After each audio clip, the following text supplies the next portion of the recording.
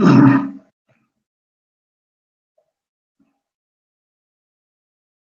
نام خداوند بخشنده مهربان، سلام و درود عرض میکنم خدمت یک و یک شما بینندگان محترم و شنوندگان عزیز. خب همگان میدانیم که امروزها ملت ما، کشور ما در یک وضعیت بسیار دشوار قرار دارد و خبرهای آخرین که از کشور میرسند بسیار نگران کننده و برای ما بسیار علم آور هستند. پیش از همه با همدردی خود را بیان میکنم با مردم شریف اسفره، با اون نفرانی که در دفاع از مرز و بوم کشور و دفاع از حیثیت و آبرو و ناموس کشور و خود ملت و خودشان جان خود را از دست دادند، با آنها همدردی خود را بیان میکنم، با خانواده های آنها، و از خداوند منان میخواهیم که جایشان جنت فردوس باشد. خب به همگان معلوم است که امروزها در مرز کشور ما با کشور همسایه کشور قرقیزستان یک نافهمی های رخ داده است و جنجال سر زده است که در آن مردم دو طرف، مردم دو کشور که با هم خویش و تبار و دوست و از همه لحاظ با هم خیلی نزدیک هستند، در مقابل هم قرار گرفتند و چند نفر از هموطنان ما جان خود را از دست دادند. البته یک نفر جان خود را از دست داده است و چندین نفر دیگر مجروح شدند که این خیلی علم آور و مایه تأسف و نگرانی است. ما در واقع باید بگوییم که ریشه تمام مشکلاتی که امروز در مرز ما هست در واقع این در مرز نیست، این مشکلات مرز نیست، این مشکلات ریشه تر، عمیق تر است و همگان میدانند که اگر هر ملتی که مشکلات داخلیش زیاد شد و نتوانست مشکلات داخلی خودش را با راه‌های درست و سالم حل و فصل کند، مشکلات دیگر بالای او از دیگر جانب‌ها به وجود خواهد آمد و این چیزها هم نتیجه عملکرد نادرست و بی‌حکمتانه حکومت امروزه ماست. خب در این باره زیاد سخن نمیگویم چون موضوع ما این نیست و شاید در فرصت‌های دیگر دوستان یا برادران دیگر در این موضوع صحبت کنند. ما مستقیما میخواهیم وارد موضوع خودمون بشویم، ولی امروز هم باز هم یک رویداد دیگری ما رو نمیگذارد که از کنارش به توجه رد شویم. امروز در کشور زلندیای نو هم یک چند نفر تروریست باز هم به دو مسجد حمله کردند و جان چند نفر نمازگزار را گرفتند و این حمله بار دیگر نشان داد که تروریسم، افراطگرایی و جنایت دین و مذهب و ملت و نژاد ندارد و هر کی میتواند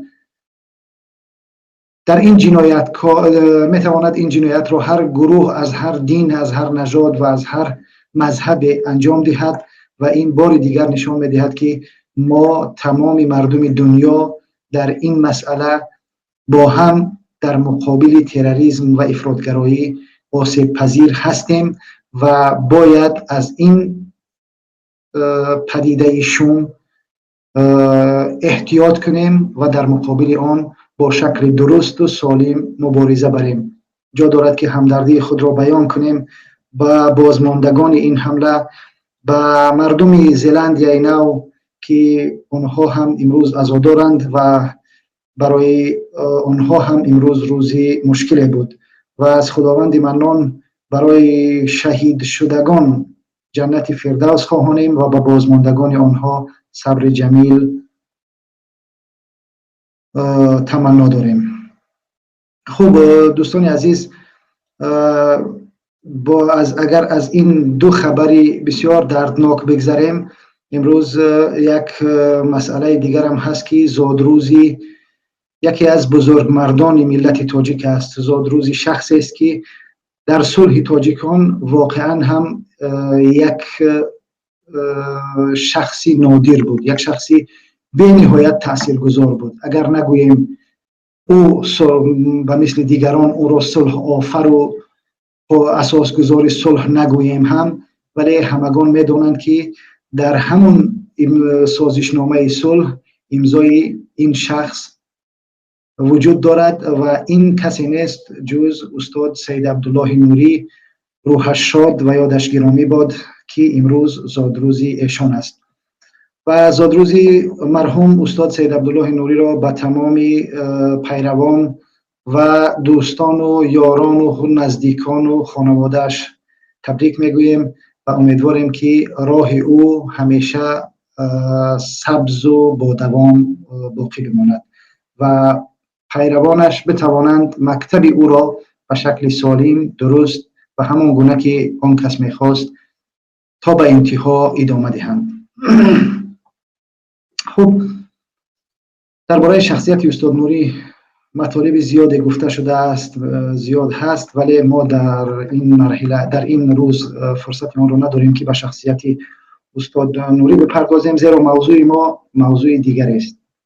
موضوع ما امروز بررسی شخصیت مرد است که میتوان اون را اسطوره مقاومت، مبارزه، دلیری، جسارت و شجاعت گفت. امروز ما میخواهیم درباره مرد سخن بگوییم که شجاعت و جسارت او را از روسیه تا افغانستان اعتراف کردند. شوروی با اون بزرگیش با جسارت و متانت و شجاعت او اعتراف کرد و به او مدال افتخار داد. افغانستان، احمد شاه مسعود که همه با او افتخار میکنند، تمام تاجیکان افغانستان و تمام دنیا با احمد شاه مسعود افتخار میکنند، یادآور می شود که جان او را علی ترجمان تاجیکش نجات داده است و اون کسی نبود جز محمد علی حید. ما امروز می خواهیم درباره محمد علی حید صحبت کنیم، درباره اون شخصی که در آمدن این صلح که امروز خیلی ها دست به سینه میزنند و از اون افتخار میکنند و از اون میبالند، سهم محمد علی حید به اندازه زیاد است.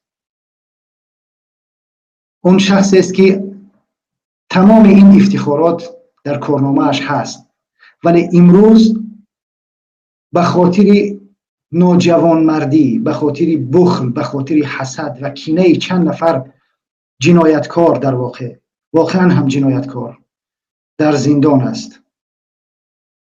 چرا او در زندان است؟ درباره جنبه‌های حقوقی و چگونگی به زندان رفتن محمد علی حید خیلی ها صحبت کردند. دیروز جمشید یاروف وکیل دفاع محمد علی حید هم صحبتی داشت با در این باره. ما بیشتر در اینجا نمیخواهیم درباره زندان، چگونه زندان شدن محمد علی حید یا که موضوعهای دیگر بپردازیم. فقط میخواستم اینجا درباره شخصیت محمد علی حید کمی صحبت کنم و شخصیت او را به بررسی بگیریم که این محمد علی حید کیست. محمد علی حید کیست که شوروی به او مدال افتخار داد؟ احمد شاه مسعود از او با محبت و صمیمیتش یک افتخار یاد میکنند. مردم افغانستان امروز در کتابهایشان درباره ترجمان مسعود به نام علی تاجیک می نویسند و از او افتخار میکنند. سازمان ملل متحد بیگناهی او را اعلان میکند و از حکومت تاجیکستان طلب میکند که او را آزاد کند و برای حتی جبران خسارت کند، ضرر معنوی به او پرداخت کند. این شخصیت را میخواهیم بیشتر بشناسیم، میخواهیم بیشتر معرفی کنیم. در واقع همگان میدونند که محمد علی حید یک شخصیتی مبارزی بود که در سالهای 80-90 با هیئت مبارزان پیوست و در برای استقلالیت کشور ما تلاش‌های زیادی کرده است. این بزرگان، این نسلی بود که واقعا محمد علی حید، میربابای میرحیم، احمد شاه کامل، طاهر عبدالجبار، سلیم ایوبزاد و خیلی از دیگران، این مردانی بودند که در واقع این پرچم آزادی و بیداری ملت را در دست داشتند در آن سالها و این ملت را به سوی آزادی و به سوی بیداری راهنمایی کردند. و در این باره جای دیگری باید صحبت کنم و از این نسل، از این بزرگان به گونه یک شکایت های هم دارم که در جای با بعضی از آنها در صحبت های گفتم، ولی میخواهم در یک فرصتی مناسب در این باره هم صحبت کنم یک کمی.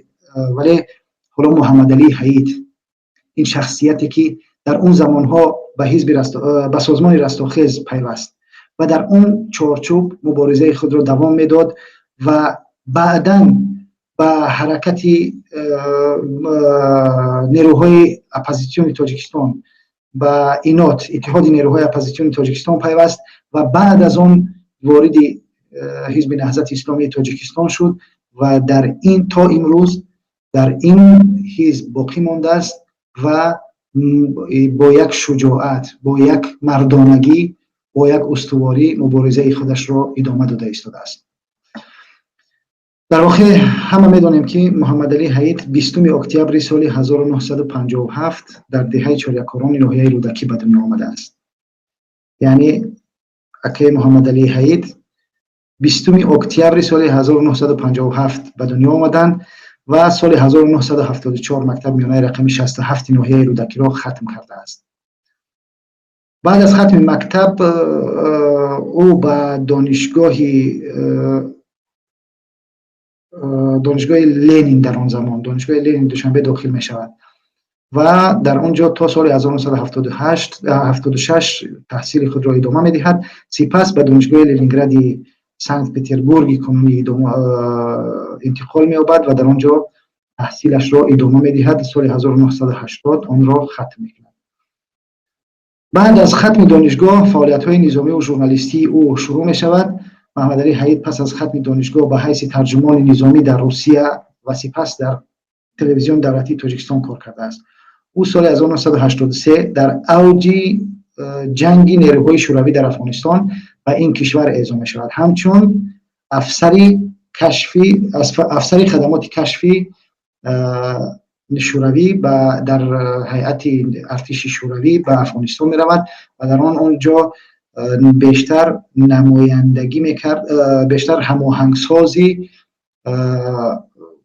گفتگوها بود. یعنی اون مترجم هم به حیث مترجم بسیاری در بسیاری گفتگوها، گفتشنیدهایی که بین مجاهدین افغان و نیروهای شوروی برگزار میشد، او به حیث ترجمان حضور داشت و شرکت میکرد و در همین ایام او الکی یک تاجیکی واقعا خودشناس و یک تاجیکی مبارز بود که با احمد شاه مسعود در ارتباط بود و چندین بار جان احمد شاه مسعود را نجات داده است و این را همگان، حتی این در یک کتابی که احمد شاه مسعود در نبرد استخباراتی و همچنین نام در آخر ترجمه چاپ شده است در افغانستان، کوشش کردم که دسترس کنم ولی پیدا نکردم. تا الان دسترس نکردم. امیدوارم اون کتاب رو هم پیدا کنیم بخونیم. حتی در این کتاب هم درباره ترجمان تاجیکی احمد شاه مسعود صحبت می رود و اینکه چگونه جان احمد شاه مسعود رو این ترجمان نجات داده است. و اکه محمد علی در این مدت مبارزه الکی در افغانستان به یک خودشناسی خود را داشت و با تاجیک بودنش برای احمد شاه مسعود الکی خدمت‌های کرد برای بیداری و بعد از اون که از افغانستان برگشت به تاجیکستان، اون حس ملی، اون افتخارات ملی، اون احساس و غرور ملیش بالا گرفت و در قطار دیگر مردم به صف نیروهای رستاخیز، سازمان رستاخیز پیوست و در این سازمان مبارزه های خود را دوام دادند. و همچنین در همین سالهای دهه 90 یک مدت در رادیوی تاجیکستان کار میکرد و بعدا همچون رئیس کمیته رادیو و تلویزیون فعالیت کرده است که این فعالیت های او در واقع برای بیداری ملت خیلی مؤثر بودند. و بعد از این مرحله اکای محمد علی وقتی که خوب درباره این که چگونه او در داخل بازداشت شده بود و بعدا در تاجیکستان در دوشنبه مخفی شد و از اونجا به افغانستان منتقل شد. در افغانستان به اتحاد نیروهای مخالفین پیوست و در هیئت اتحاد نیروهای مخالفین او یکی از فعالیت‌های پرثمرش را در بعد از امضای سازشنامه خوسته انجام داده است و او یکی از شخصانی بود که در این مرحله در این زمینه بسیار فعال بود، خیلی فعال بود.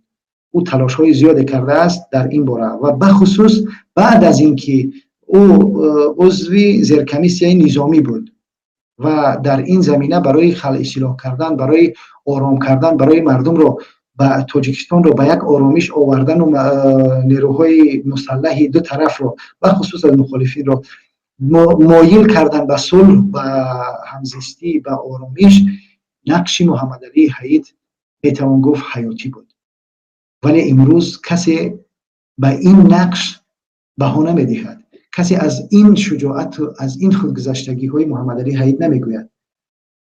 به همین خاطر ما باید این جنبه های حیاتی محمد علی حید را بیشتر بشکافیم، بیشتر بررسی کنیم، بیشتر ببینیم که محمد علی حید در این زمین در این مدت چه کارهایی را انجام داده است.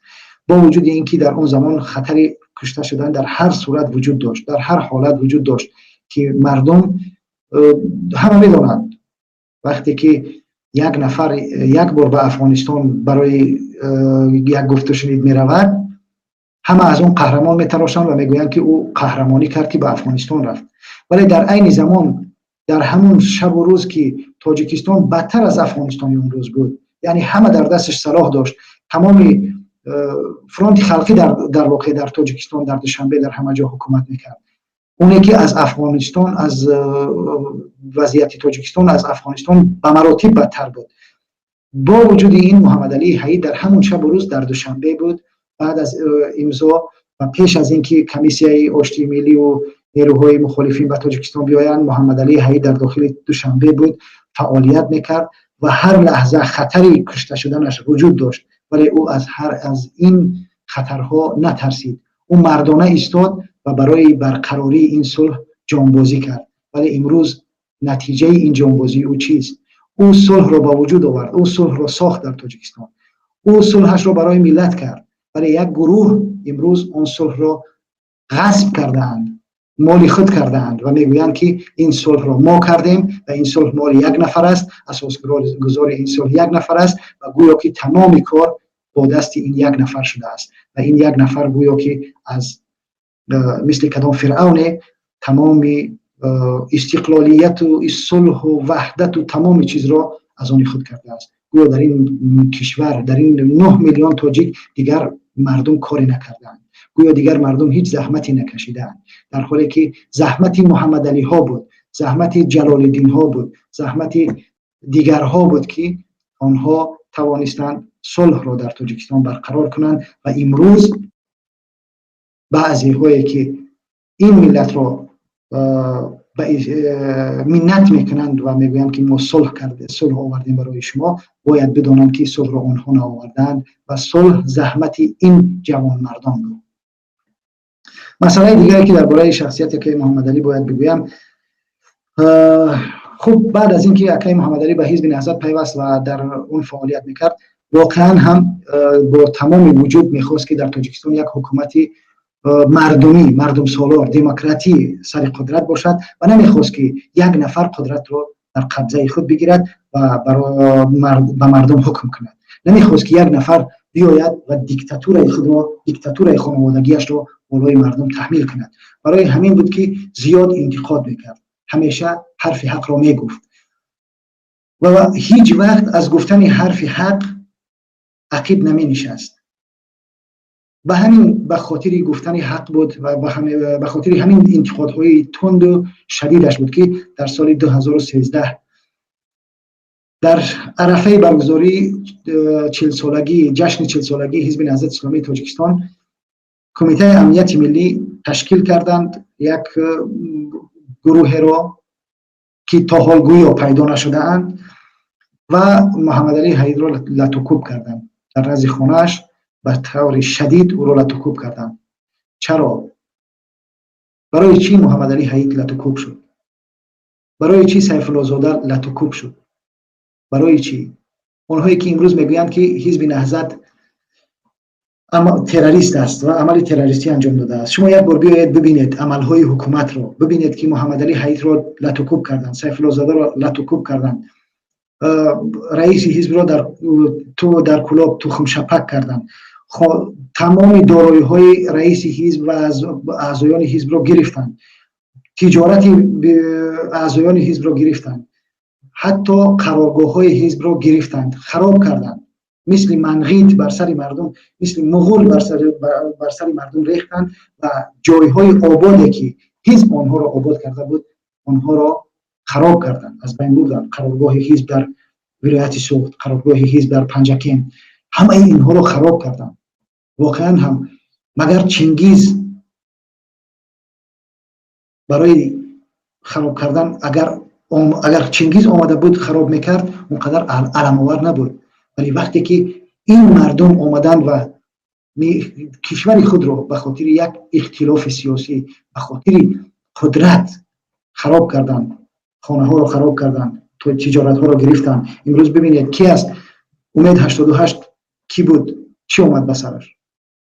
تمام کسانی که یک کم میخواهند تجارتش خاص داشته باشند. زید سعیدوف برای چی در زندان است؟ این همه بی ربط نیستند دوستان عزیز.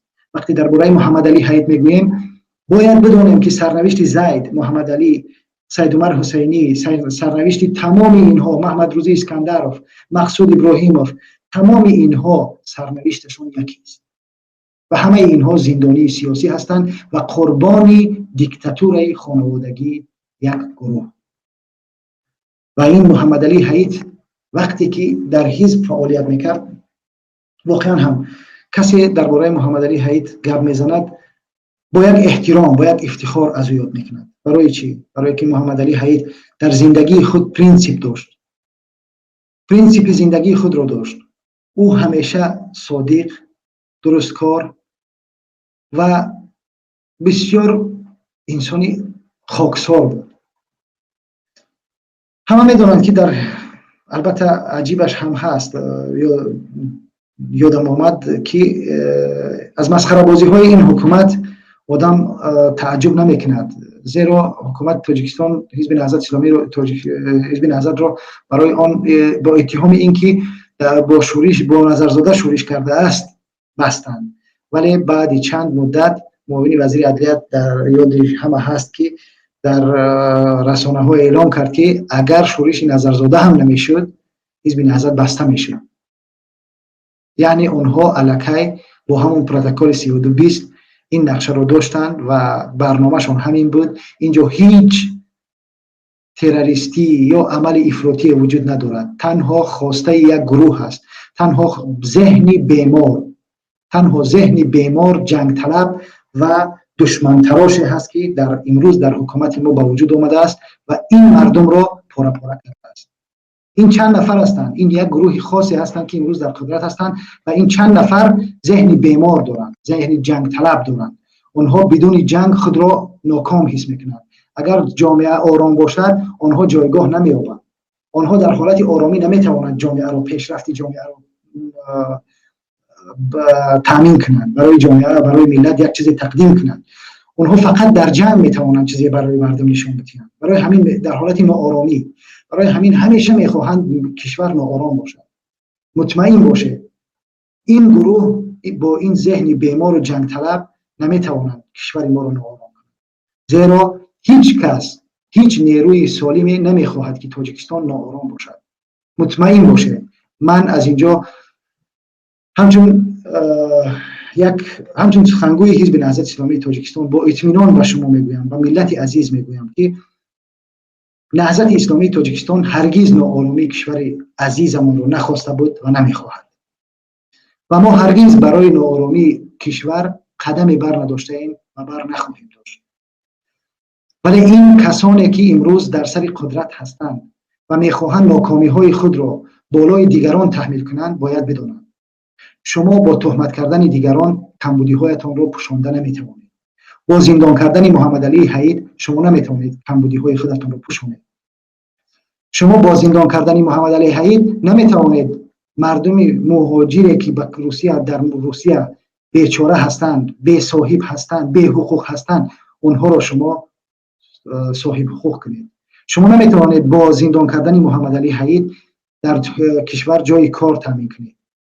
تمام اینها را دانسته باشید. این ذهن بیمار شما است که شما به این سمت می روید ولی بالاخره ملت روز میفهمد و شما را از این کارتان باز خواهد داشت. ولی متاسفانه اون روز برای شما خیلی سنگین تمام خواهد شد.